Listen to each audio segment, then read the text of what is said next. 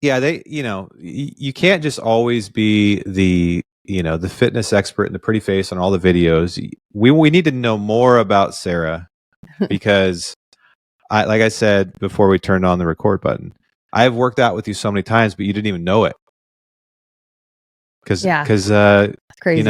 It's weird, right? You were telling me at the show that people feel like they know you. They come up to you and they're like, Sarah, and you're like, who are you? Right? Because you're on all the videos with the Mountain Tough. Yep. And it's the best feeling ever. Like, I love it. You get to like surpass all the awkwardness. They already know I'm awkward. They already know, every like more about me. And so we get to kind of get to the nitty gritty like right away. Yeah. Yeah. Was this, because I think you're a fairly private person. You told me that have you ever done a podcast? I have never done a podcast before, other than for Mountain Tough talking about a program I've written or something like that. But no, I've never done a podcast. So you are my first podcast. So thank you for having me. This position that you took with Mountain Tough, though, it's a very forward-facing public thing. Like, was that weird for you? Extremely. Like, however, I will say this, like, I do consider myself an outgoing person. I love working with people. I've been a trainer for 17 years now. And I think what I had to get over, when I stepped on board with Mountain Tough, at first with Mountain Tough, I started just helping out with programming and, helping Jimmy write programs and create really, special workouts and challenge workouts. And then we kind of dove into being on the other side of the camera. And I was like, oh my gosh, like this is not my jam. Like, I don't know about this. And then you get a little bit more comfortable. You get a little bit, more confident in your coaching. I've always prided myself in my ability to coach, but doing it to a camera is very different than doing it directly to an athlete that's in front of you, where you get to kind of banter and chat about life and things like that. You have to be on the whole time when you're on camera. And it's a skill that I've had to really work on. But then as I have come to realize, like, the moment I doubt my decision to shift from in-person training to coaching on camera for Mountain Tough, I just keep telling myself, you have the ability to reach so many more people this way and change so many more lives and affect so many more people that need that daily motivation versus just like your collective 30 or 40 people that you're seeing week in and week out. So yeah, super weird, very weird. But that's what I rely on, is to go back and say, all right, there's so many people out there that have never worked with a trainer that just need that little bit of hand holding. And I'm good at that. And I want to do that for as many people as possible. Why did you get into training? So I grew up as an athlete, so playing college soccer. When I got to college, I was a beanpole. I was super fast, super athletic, but I weighed like $120. And here I am, a striker and going up against these like 4 senior backs from Alabama. And I'm like getting the living crap kicked out of me. And then all of a sudden I start hitting the weight room, and I had a phenomenal strength coach, and I absolutely fell in love. I was like, where has this been all my life? This is amazing. Like, I put on what seemed like 10 pounds of muscle my freshman year of college, and I just loved it. And a lot of my teammates did not. And I wanted to be in the weight room every single day. And I loved the aesthetics. I loved how it made me feel. I loved everything. And then I didn't really decide to be a trainer until well after I graduated college. And then I got the opportunity to start coaching some huge boot camps at the facility that I was managing. And the rest is history. I was like, this is this is what I love to do. I had coached soccer, but I had never really coached any other like athletic classes before, and it clicked, just totally clicked. Were you always really athletic? Like you were naturally really good at sports growing up, and when did soccer become your thing? Yeah, so my dad played soccer at the Naval Academy. So he I have several sisters, but I ended up playing at Vanderbilt, and then my little sister ended up playing at University of Georgia. So even when we were little, we were just, we weren't forced into soccer, but I actually started playing competitive like club soccer very late. I think I was 13, which like if you think about that, that's like super late now, which is crazy. And yeah, I just was pretty good, and it was fun. And my dad obviously loved it. If we weren't going to go to the Naval Academy for college, at least we played soccer. So did you ever have aspirations of playing professionally? I thought about it, and I guess and my little sister did play semi-pro for a good while.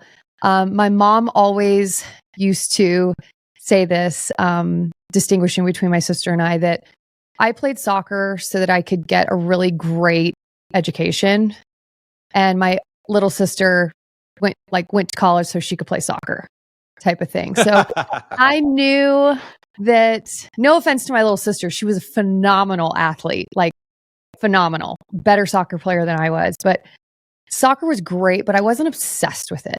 Like I was good at it. It opened a lot of opportunities, a lot of doors, but I knew I wanted to pursue other things after college. Yeah, golf was the same thing for me. I was state champion in high school, and I was always naturally good at it. Grew up on a golf course. And it was just one of those things. I did it. I enjoy it, but I don't love it more than I love like hunting, for example. But it was just one of those things. I was naturally pretty good at it, so I did it. And it's fun being good at something. Like there's no doubt about that. Yeah. But it's just, especially if you put as much as you did into soccer as I did into golf, like there just comes a time where you're like, I'm good. I've kind of like, I can do it for fun or teach other people how to do it. Like I'm teaching my kids how to golf right now, but I don't like have the burning desire to like go out and compete in golf or anything anymore. And I haven't for a long time, 20 years probably. Yeah, I think it was always funny. Like I had a ton of teammates, obviously, that were like, the season would be over. Hey, let's go get some touches on the ball. I'm like, no. We just got done touching on the ball for, 6 months straight. Like I'm good. I'm going to go lift. A friend of mine plays guitar professionally for Carrie Underwood. Oh, cool. And he always tells me when they're not touring, his guitars are in the storage unit. He barely ever touches them. And every person that's good at we all have our tendencies, and then you miss it, and then I'm like, I'm ready to get the ball back out, whatever. Do you play that? Do you play it all anymore, just for fun, or no? I have never been a pickup soccer girl. I'm like, I escaped with no significant injuries. I am not interested in like doing my ACL in a 8:30 p.m. game, in Bozeman, Montana, with a bunch of glory days are over for me. Yeah. What sets you apart in order to play college sports at that level? A lot of it's talent and physical and skills and all that stuff, but also there's a mental aspect to it that is a whole nother level. What set you apart mentally to set you off on a career as a high level athlete? This is crazy because that was actually one of my biggest weaknesses, I would have to say, which, you'd think, okay, top level athlete, high performing, like all SEC this and all that. I was like, I was a crazy athlete. I was like, I worked with sports psychologists, and that I feel like started even when I was a young athlete. When I was little, I had a horrible temper. like even in youth soccer, when I would like miss a shot or we would lose a game, I would storm off and like disappear. I mean, to the point where my mom actually, you know, when you're young and like your sport is like everything to you, your whole identity. It's where your friends are. You look forward to practice after school, blah, blah, blah, blah. Well, my mom was like, well, if you can't, you know, control your temper and figure out how to be sportsmanlike and all that, she pulled me out of soccer for an entire season and said, you are not stepping foot on this field until you figure out how to like handle it. And I was young and screamed and cried every day. And it was probably the best thing she could have ever done, because I did have a horrible temper, and it just, you know, it taught, like, I wasn't good at shaking things off. I was like kind of a wild card. And so that continued through college. And like I said, worked with a lot of sports psychologists on it. And yeah, I mean, still to this day, when I get ready for a hardcore workout, I'll like get nervous and I'll get butterflies, even though I've done a million of them, you know? So it's something I still work on every day. I would not consider it a strength of mine. I've done a lot of physically hard things in my life, and I'm so much more mentally tough than I ever was. But it's a daily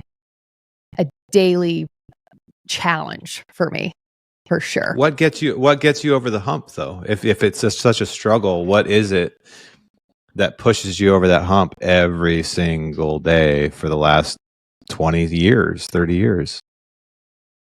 I think that your track record. So the more tough things I do, the more tough things I can do, right? So, you know, when I get, it's that same feeling when you get through like a really hard workout, you're like, that was horrible, I'm never doing that again. And then a week later, you're like, where do I sign up?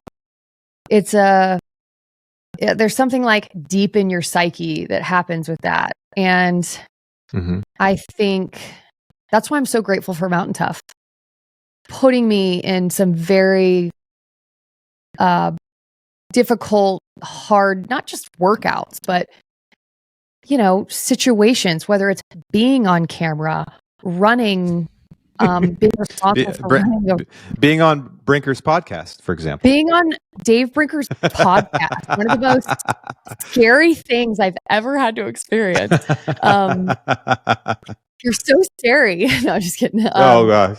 Yeah, they put me in a lot of situations where I get nervous, I get butterflies. I'm like, I'm not going to do it. I can't do it. And then like, I mean, that's our whole ethos. It's like, you're so good at, the funny thing about you being great on camera is, over my career in marketing, I've, you know, when you're in marketing, you're always looking for people that can speak well and appear natural on camera. And what I've noticed is, a lot of times it's the people that actually don't want to be on camera that are the best on camera.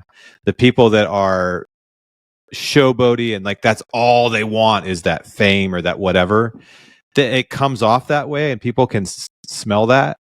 You know what I mean?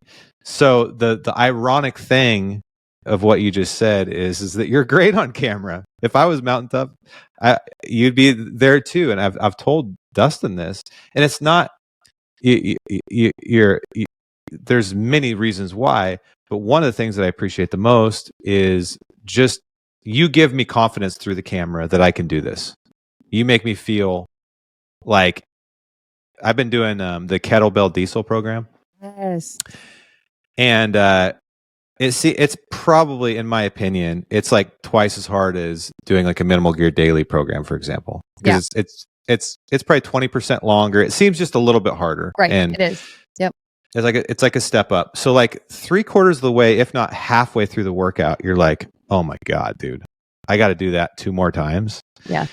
And basically, I mean, I'm starting to be able to do it myself. Like, no, dude, that's just the natural way you feel right now. You got this. It's like, you're going to get through. And then when you get through, you're like, okay, I had it in me, but I just really had to dig for it. Yeah. Right. Yeah. But having you on the other line going, you know, saying the right things in the right moments really does help. Like That's awesome. I used to just listen to music and work out by myself. The problem is if you're doing that by yourself and you have my personality, you get distracted.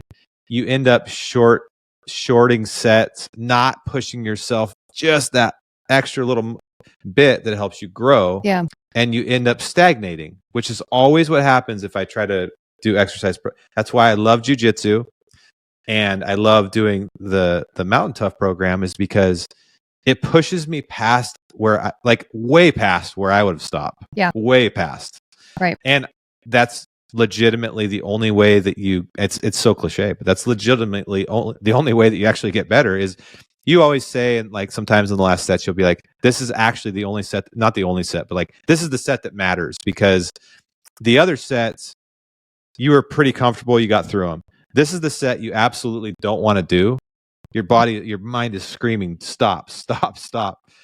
That makes it the most important one. Correct. So like every push up, every pull up, every whatever, you're like, oh my God, no, because this is where I'm actually getting stronger, right? Yes, absolutely.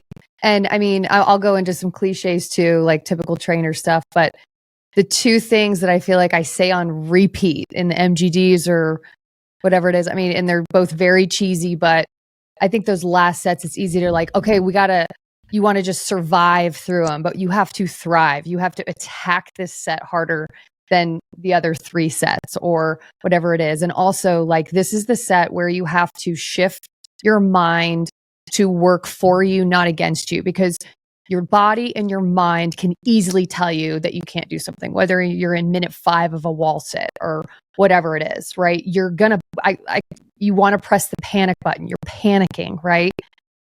That's where you have to like utilize, your breathing and use your mind. Like, where can you go and just continually feed yourself positive versus I can't, right? I know that sounds so cheesy and typical, but this is the most important set. This is the most important part of the workout.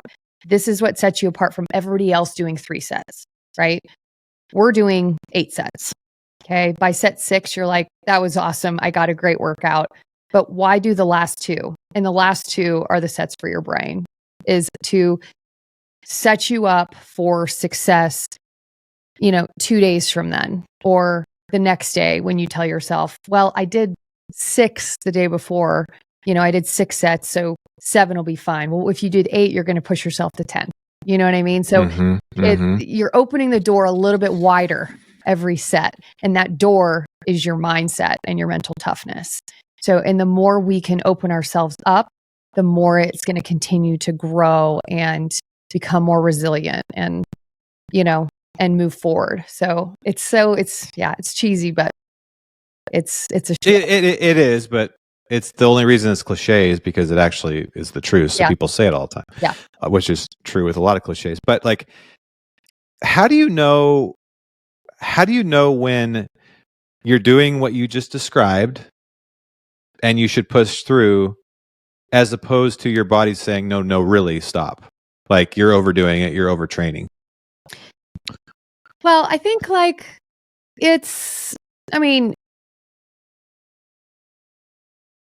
when you go to do the mountain, we wrote a mental toughness 4-week program. And I said, all right, we're going to do a 10-minute wall sit. And there's like, in my mind, I'm going, there's nobody that's going to do the 10-minute wall sit. They're going to do, 2 or 3 penalties throughout this, or 5 or 6 penalties. And then we had our athlete do a 10-minute wall sit. And you're like, that's not good for you. Like, you shouldn't do that. But in her mind, like, she used to hit wall sits all the time. They were their punishment for her sport that she played. Like, it's all about the relationship that you have, but like, it's your body. It's not like you want to go so hard that you're going to pull a muscle. The mental toughness isn't going to come from, a 500-pound deadlift. It's going to come from, we see those mental toughness battles happen more in like that conditioning. Like, we obviously don't want you to hurt yourself, so we got to figure out where to implement that. Like, you got to train hard, but train smart too. but most people tell themselves they can't weigh before they actually can't. So yeah, it's tricky though to know what that line is. Like I struggle with this. Yeah. Where I feel like I've kind of figured out my body to where I know I have to have at least one full day off from all activity other than maybe walking and stuff like that. Yeah. Normal stuff. Yeah. But lately, honestly, with the intensity of the workouts I've been doing, added on top of with intense jujitsu several times a week Mhm. or 3 times a week, I've been taking 2 days off. And do you know who, I don't know if you watch UFC or if you're around anybody that watches UFC, but there's a guy, his name's Bo Nickel. He's one of the best wrestlers to come out of Penn State a long time. And I listened to him do a podcast with Rogan, and he was talking about how he takes like Wednesday and Sunday off or something like that. Yeah. He's like, yeah, dude, I have to take it off. That's when I recover. That's when my body actually grows or, gets tougher or stronger or whatever.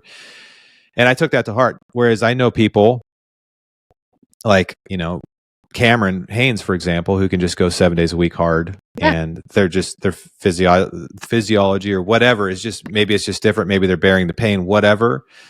But how do people listen to their bodies? Like what is that trick? Well, 2 perspectives. So something that you kind of referred to before. So we do have a lot of athletes that come in, they'll, come into the lab and they'll go really hard, right? Because they want to like push, they want to, crush a workout at MTN Tough Lab, and then they'll bonk within the first like 12 minutes of the workout. So this is what I will say. I will acknowledge that I call it like exercise maturity, training maturity of how to know your body and know how to navigate a really hard workout. Like if you know that you have to work at a high capacity for an hour, like maybe don't come out at a level 10 out of 10 in the first 10 minutes. Like we need to ease in, and it is a skill set. Like it's not, it comes from a long journey of working out and knowing how hard to push yourself. So we see that a lot at the lab when we have visitors, right? I'm like, we do these type of workouts all the time, but you don't. So I personally as a trainer, I'm always like, hey, like I know it's really tempting to try to push that 350-pound sled, but first couple sets, let's hit that 200-pound sled. Like you'll thank me. You'll get there, but let's like ease in. And then second avenue is you don't benefit from your workout. You benefit from recovering from your workout.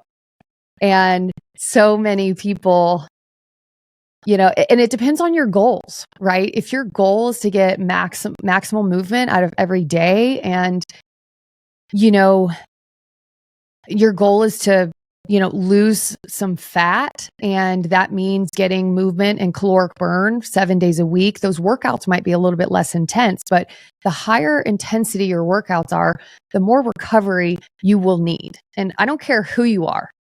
That's science, right? You break down, you rest, rebuild, and you come back stronger. That's how our bodies work. And so as we get older, all bodies are different, but as we get older, we have to be more in tune with that of what is going to be the best trajectory to maximize my training. So I actually just personally went through this because I was trying to lose that last bit of postpartum weight that I thought I would have off like 6 months postpartum, and all of a sudden a year and a half later I still have. And I said, okay, I need to tone down, because normal 25-year-old Sarah would double my workouts, cut my cals, and just crush it and lose 10 pounds of fat. Easy peasy. But I'm not that. My body is completely different than it was, 10 plus years ago. So all of a sudden I need to adjust. I can't do the MTN Tough caged Viking workouts and cocaine bear and all that 3 days a week. I need to take a little bit more recovery, because what I was feeling, I was like so hungry. I was like I'm working out so hard, but I know I need to eat this many calories because this is what has always worked for my body, and all of a sudden, like, I want to throat punch my husband if he doesn't have food waiting for me when I walk in the door at night. Like, like I'm eating a quesadilla like at 9:30 at night in bed. Like, I was just like so hungry, and I'm like, okay, this isn't really working. So I had to kind of revamp those workouts for myself and say, okay, I need to focus on lifting heavier, lifting more deliberately, and maybe toning down like that hardcore conditioning a little bit. It was like making me so hungry and so ravenous at night. And so that's what my body needed right now in this chapter. Now, maybe one day I can do something different, but I'm like, hey, I'm ready to eat a little bit more. I'm ready to crush a few more workouts, especially with trail running season around the corner. So ebbs and flows, depends on your goal. If you want to perform, if you want to get stronger, you have to recover in order for that to happen. And a lot of people think, okay, I just need to lift, work out. The more I do, the stronger I'll get when, that's where training programming comes in. You know, like you can work out every day. It just has to be smart and it has to be strategic in order to optimize like what you're looking for. And that's been a challenge, with Mountain Tough, because I consider our athletes like hybrid athletes. We want to be strong. We also want to be able, like we always joke that we want to outlift the runners and outrun the lifters. We want to be we want to be everything. We know we're not going to be the best. We're not going to be the strongest, right? We're not going to be, we can't compete with the 100-mile endurance, right? But we want to be able to do it all. We want to crush hardcore mountains day in and day out, feel strong, stay healthy, uninjured, and still have energy for all the other things we love in life. So. Yeah, it's really difficult unless you're like really honest with yourself to do what you're describing.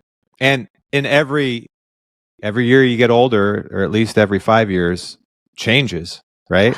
Yeah. And man, I just feel, my grandpa was like a competitive weightlifter in like the 40s and 50s, like what? Before it was really a cool thing. So yeah, cool. he was, and he won a lot of things. And he was shredded and buff, and he was organic before it was cool. All the things that are cool now, he was doing like before I was a kid and when I was a kid. So I saw all these things. My dad's very healthy. My dad was also a weightlifting instructor. And I took a lot from that, but also I didn't really realize, I kind of regret my 20s and 30s in terms of I didn't really develop the skill set of fitness until my early 40s. I'd go running and I hunted a lot and all those things. Like I was probably a little overweight, but I wasn't, I didn't optimize. I didn't really start to really go, okay, I'm committed to this. Yeah.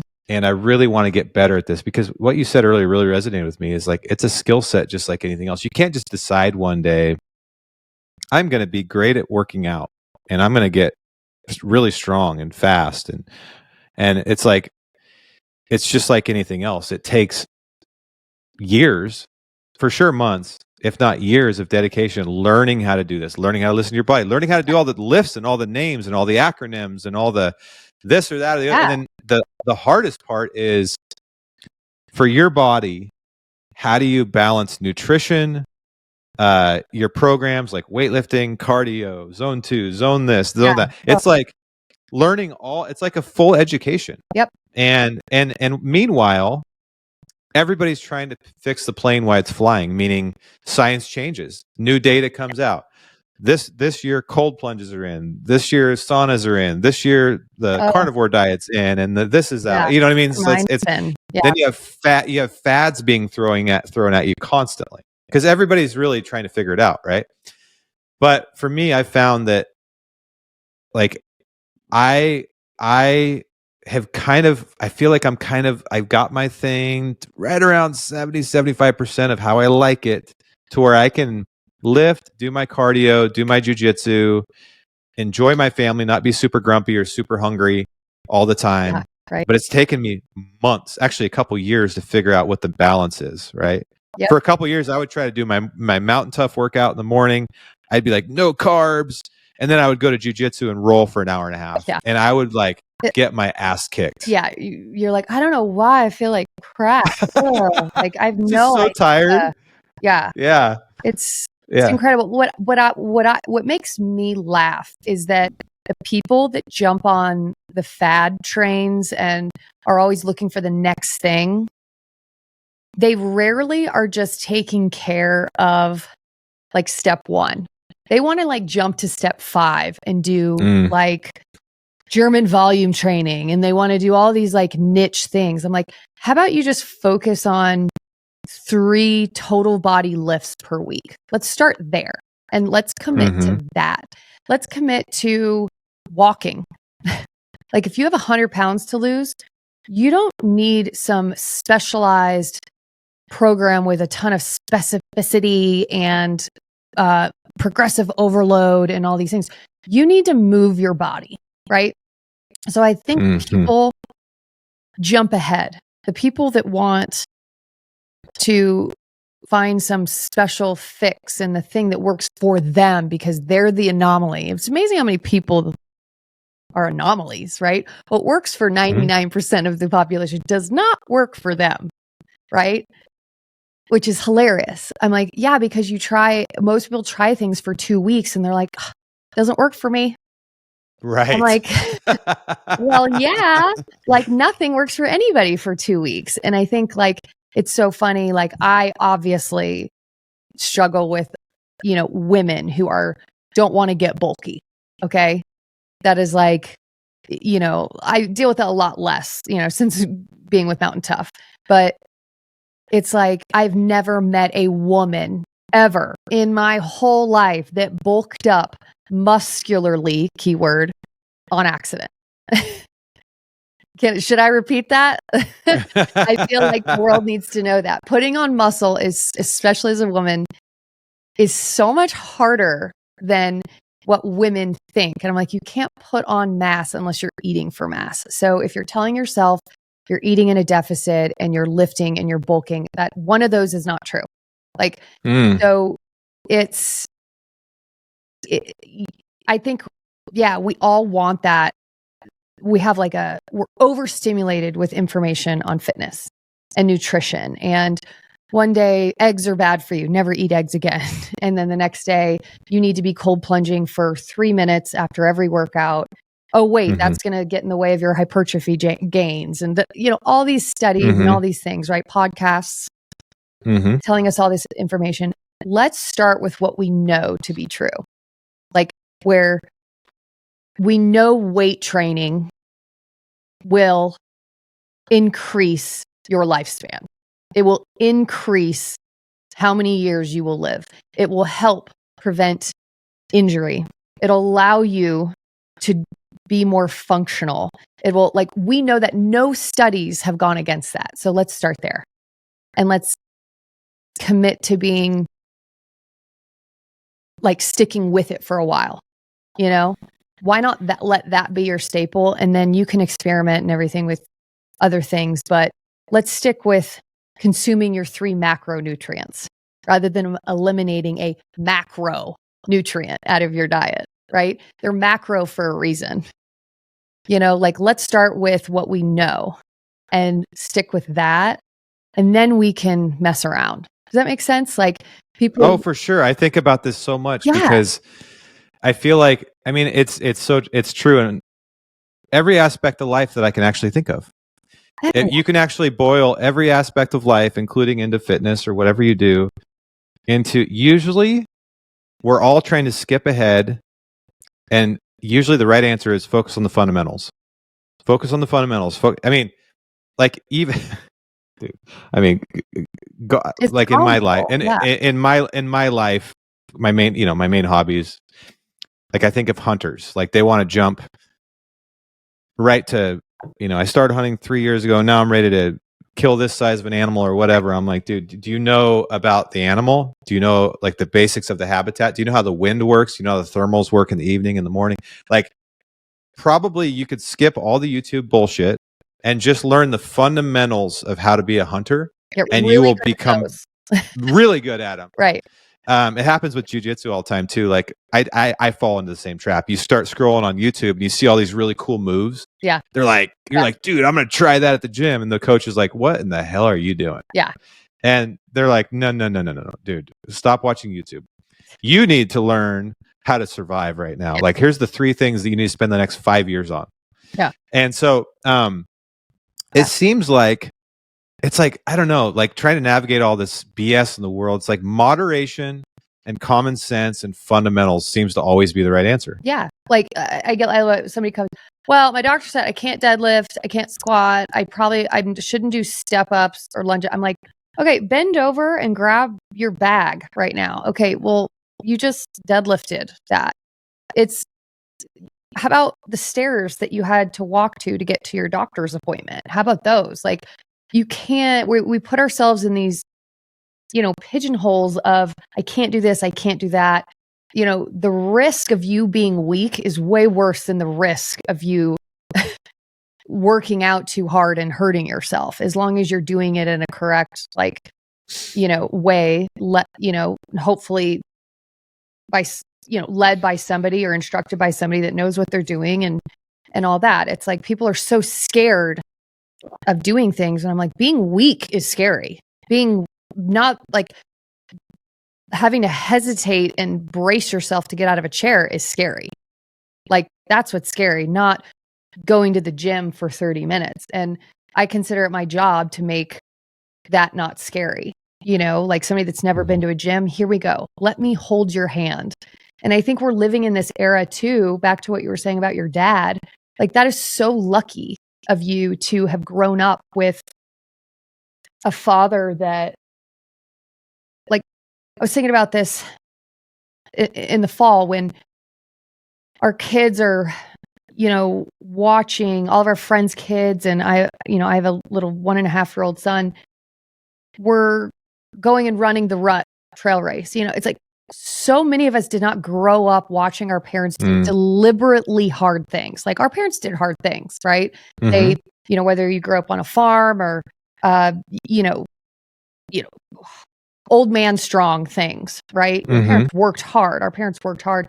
But my parents never did Spartan races or Tough Mudders or ran a 50K trail race up a mountain. Like, now that is like a new, at least where we live. Like, let me clarify that.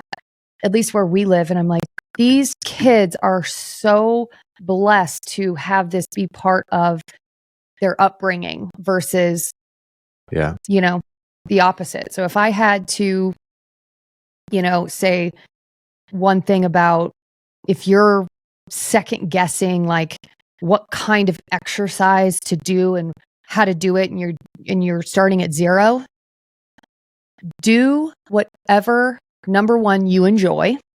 Okay. Because that's you're going to do the most and more and the most frequently. And do something where you can have your family join you. Like, because the more you can do together as a family, the more longevity you will have with that habit, because it's not going to take you away from your family.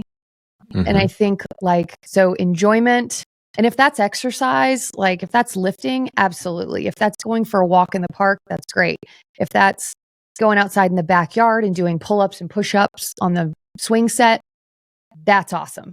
And I think Mountain Tough has really hit the mark of creating programs for every single person, whether you have 0 equipment, minimal equipment, or full gym. So yeah. That's what do you say to people? I'd love to see the data on this, but what I usually hear is, that's great, but I don't have time.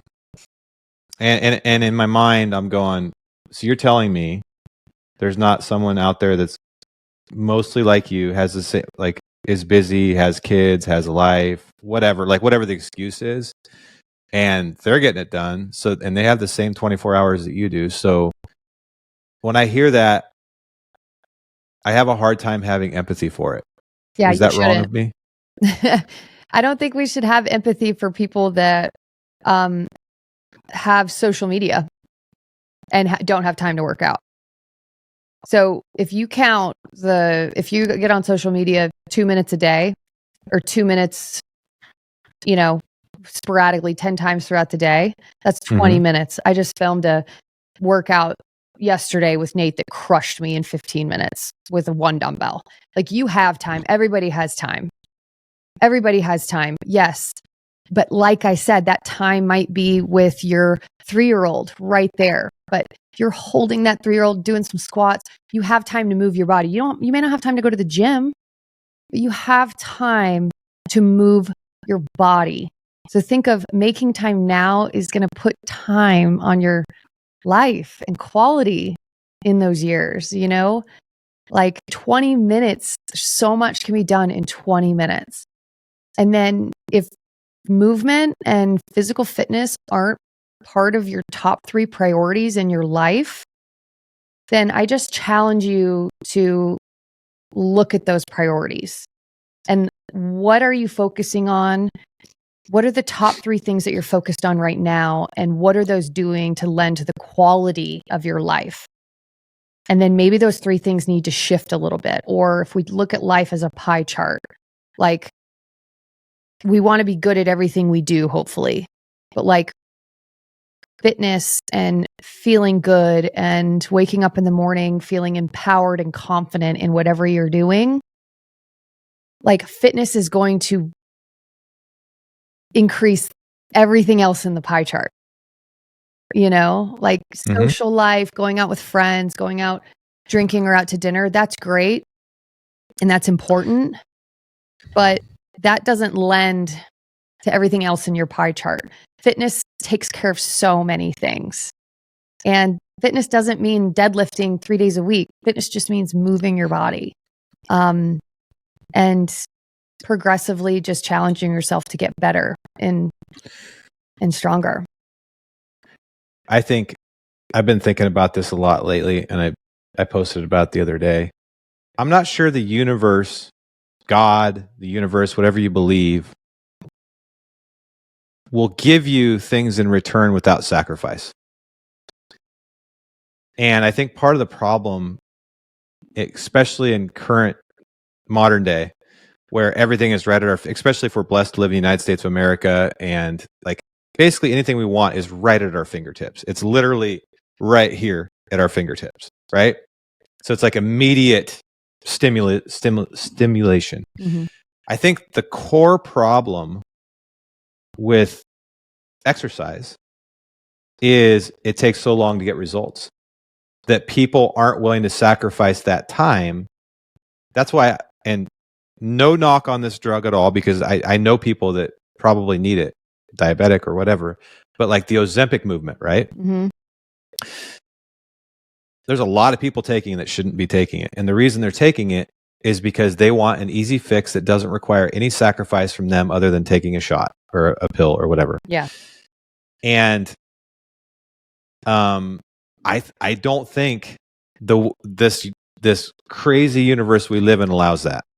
I mean, it might allow it for a short period of time. So one of my best friends called me. He stays in really good shape. He's the same age as me, 43, and he's a big, strong guy. But lately, he's been struggling getting rid of just like all of us do. He's got the dad bod, right? He's got the midsection. And he called me the other day. He's like, dude, he's getting ready to go to Mexico. And he's like, I just can't get rid of this. I'm like, dude, stop drinking 5 beers a night, bro. Like this is actually pretty easy. He's like, what's going on? I'm like, dude, it's the beer. He's like, yeah, you're probably right. Oh my gosh. Thing. Like, whoa. Brain.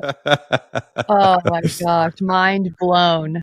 That's hilarious. But it's just another example. Like and I'm just as guilty as anybody else. I do this too. I like candy, right? Candy's my downfall. If I see a Sour Patch Kid pack, the thing's getting eaten.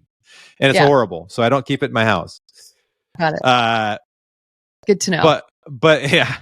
But in order for me to stay in the shape that I want to be in, I sacrificed alcohol. I do not drink anymore.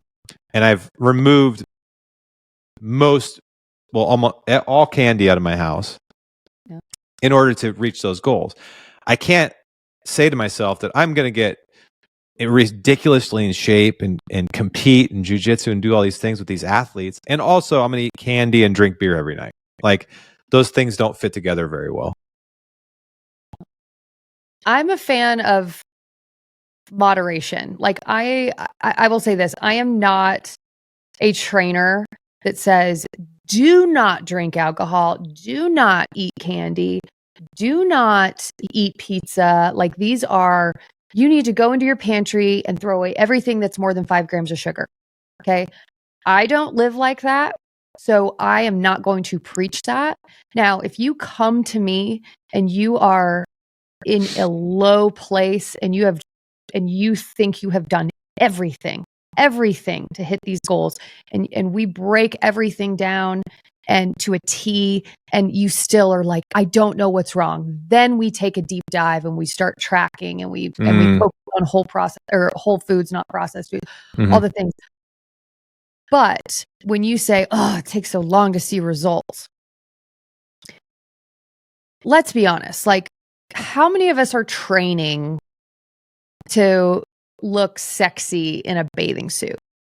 Like, most people, yeah, that would be great, right? Like, have 6-pack abs and just feel amazing and like, oh wow, on the beach, like, look at her, look at him, right? What if results stopped being about aesthetics and started to become about how we feel, how confident we are?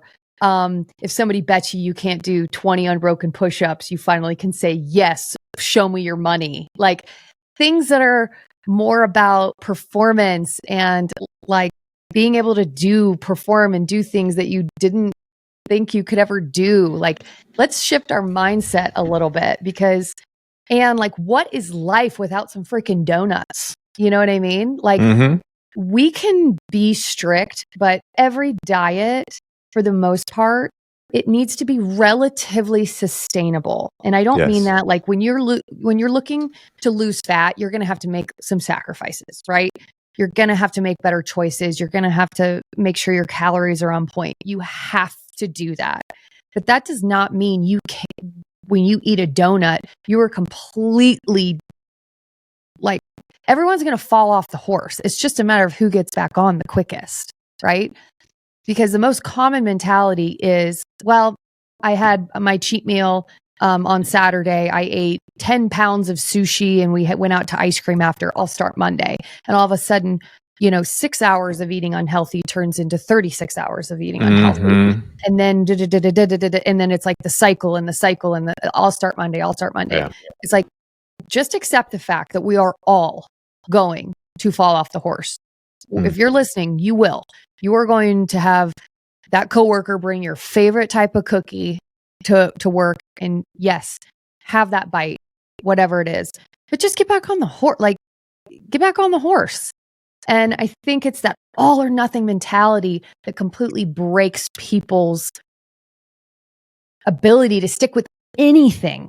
They think that they have to like not eat carbs for a month in order to drop weight because that's how their body works. And it's just like, I'm sorry, whoever told you that is lying to you, And yes, all bodies are different. And if you are struggling in some way, shape, or form in that way, I encourage you to get blood work done, see your doctor.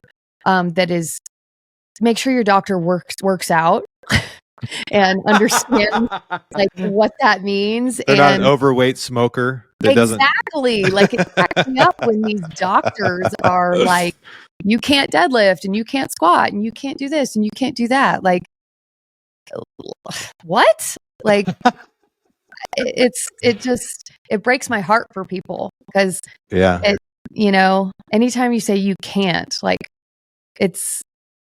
look at how many people in the world have could, well, and it's like, wait a minute, up until like 5 minutes ago, we didn't have the choice to not do the whole reason our body needs exercise is because for hundreds of thousands of years, we were literally That's what we're made to do. We're made to hunt, gather, survive, walk, run, carry things, build things.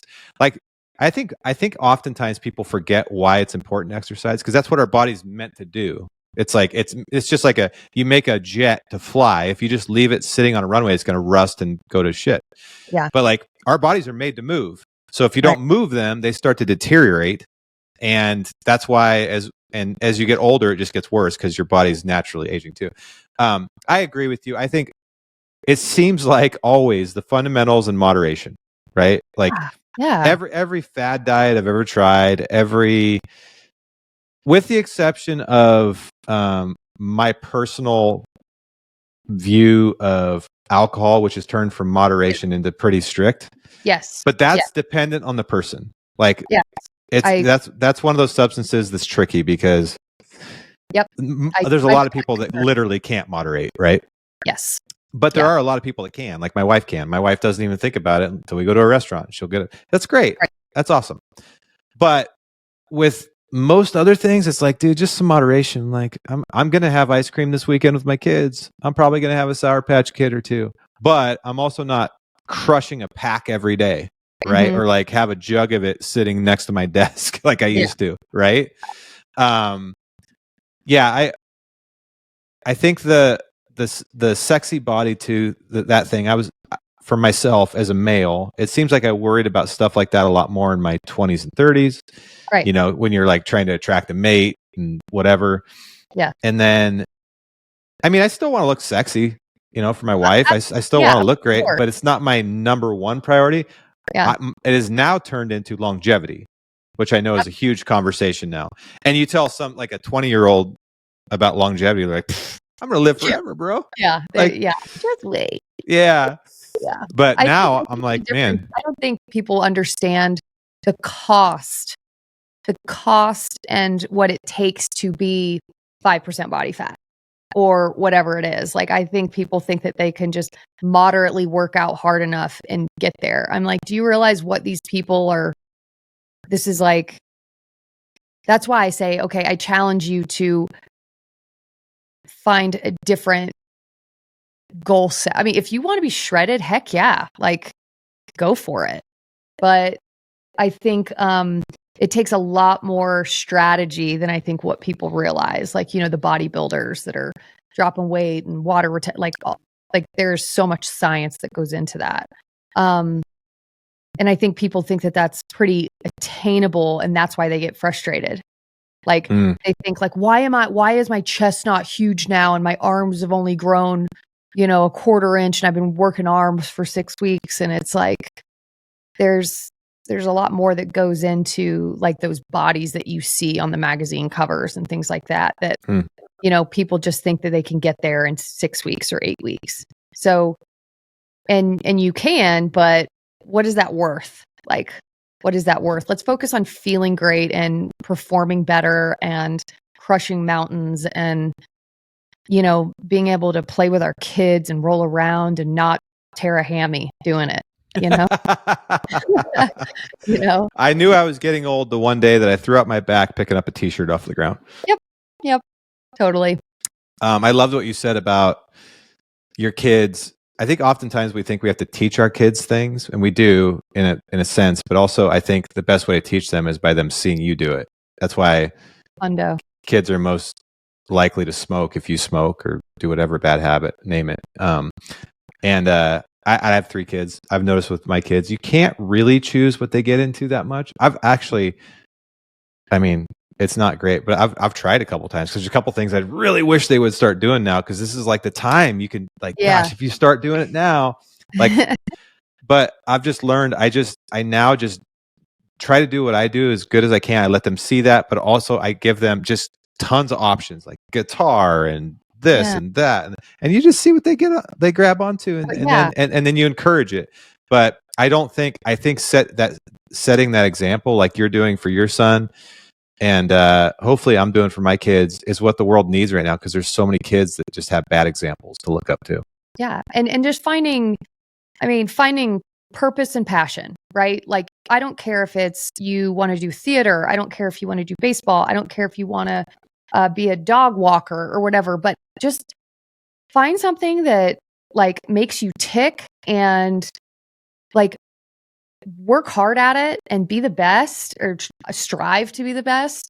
And, just focus on growth. And if it fits, it fits. If it doesn't, find another passion. But it's those kids that I get sad when they just kind of, get behind a screen and are playing video games. And some kids are really passionate about video games. I mean, I have a cousin that got a scholarship for gaming or, to college. It's crazy with that. I selfishly want, Hank to, do something more active than video games. But I think just having a child that just gets up and is proactive about anything and shows interest in anything, I feel like it needs to be fostered, unless it's like going to hurt somebody or something. Of course. Unless it's jujitsu.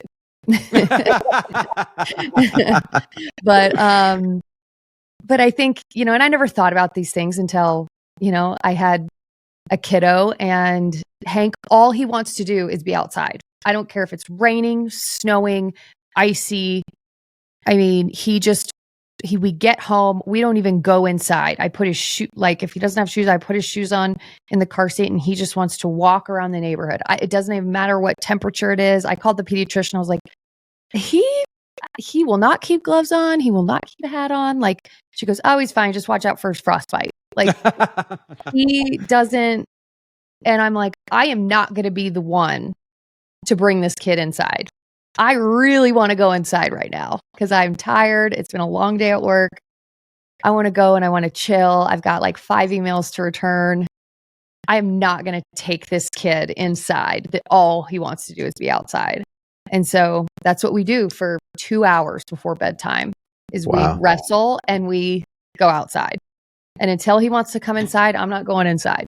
You know what I mean? So, because that's what a 1.5-year-old is passionate about right now. And so I'm going to do whatever he wants to do, and there are so many days where I don't want to, but then it's like the best ending to the day and he conks out and sleeps for 12 hours, knock on wood. So, yeah, I think our children now in this era, new generation, are very lucky to have like that new movement of, like whether it's CrossFit, whether it's, Spartan races, that parents that are like, we're going to go do this really hard thing for fun, versus always taking the easy route out, which is unfortunately more common than not, Yeah, it is for sure. So obviously a lot of hunters listen to this. And we've talked a lot about fundamentals. For a mountain hunter, in your opinion and all your experience, if you could, and this human that's listening just has, the average amount of time, they work a long job, and you said, focus on just these 3 things and you'll get better in the mountains. You don't have to do all the things that we have tons of programs for you if you want to do that. But if there's three principal things in the gym that they could do to help them be just a little bit better in the mountains, what would they be? 3 things that will help them not just be better in the mountains, but just better in general. Just movement of some sort. Movement. If you want to be in the mountains, you have to go from point A to point B, right? How do you train for that? You go from point A to point B. And you do that in several different ways. So movement, that can be Mountain Tough. We have all different pathways for you, equipment, no equipment, all the things in the gym. Eat foods with less ingredients. Eat foods that aren't out of a plastic package. Putting clean, solid foods from the earth in your body will allow your body to work the way it is supposed to. Okay. And get some vitamin D, get outside, natural sunlight, whenever you can work out outside, work out outside. Hmm. So get fresh air, hopefully with your family or people that you love. Eat clean food with less ingredients and move your body in whatever way that is. That might be a hardcore workout. That might be going for a hike. That might be doing something, and commit to doing at least 2 out of those 3 things 7 days a week. Like, start there and stick with that. Like, love that. Yeah. So, yeah. Sarah, I can't recommend people look you up on the Mountain Tough website enough. And this really isn't an ad at all for Mountain Tough. I truly love the classes that you teach. I've really enjoyed getting to know you a little bit in person. This mysterious, you have no internet presence other than on there, which is amazing. And I really believe in what you do, and I highly recommend people go check it out. You coach the Minimal Gear Dailies and a couple of the other programs. Which ones? Oh, goodness. Okay. So Dustin and I both coach the Kettlebell Diesel. Dustin and I both, the Sandbag 20 is a self-guided. I coach the Minimal Gear Dailies. Right now, get stoked, you guys. We are filming a preseason prep Minimal Gear 50 plus. So we've got Randy Newberg as our athlete with our very own Chris Thorson, and they are our athletes, and it's me coaching them through 9 weeks of preseason prep with minimal gear. We're in the middle of filming Bodyweight Foundation. So if you have zero equipment at all, like zero, like if you were in a hotel room, 4 weeks, 5 days a week, bodyweight training foundation. So hit on ramp, go right into bodyweight fund. There's so many programs. So I coach a lot of them.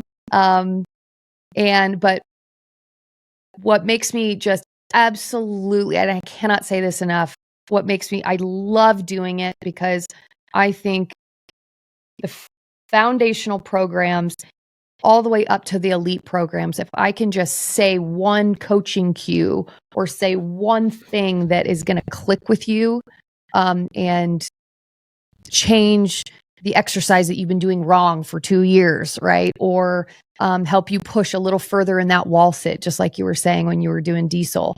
Like, let us be that for you. Like, let us be that, like, oh, I don't want to press play today.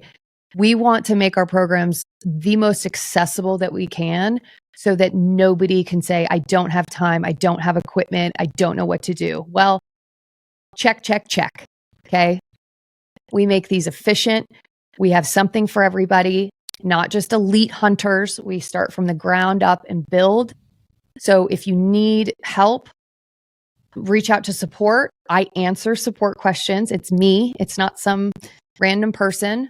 And we are here to get more people ready for the mountains or whatever it is, whether you want to pick up your grandkids without pain or play pickleball or kill your first, elk or whatever it is, we're here. I mean, that's what we do. So love it. Love it. Sarah, thank you so much for coming on. And I'm looking forward to coming to the lab in the next couple months and crushing a workout with you. Yeah, I'll crush you. I'll coach you. You will. You will. You always do. I'll just watch. I'm just kidding. We'll work out together. It'll be awesome. Awesome. Thank you. Well, thank you so much for having me. This was great. It was great. It was a great first podcast. How did I do?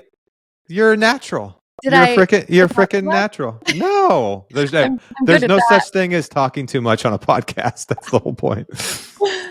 Well, awesome. Well, thanks so much, Dave. I super appreciate the invitation. Absolutely. Tell everybody there hi, and we'll see you later. I will. All right.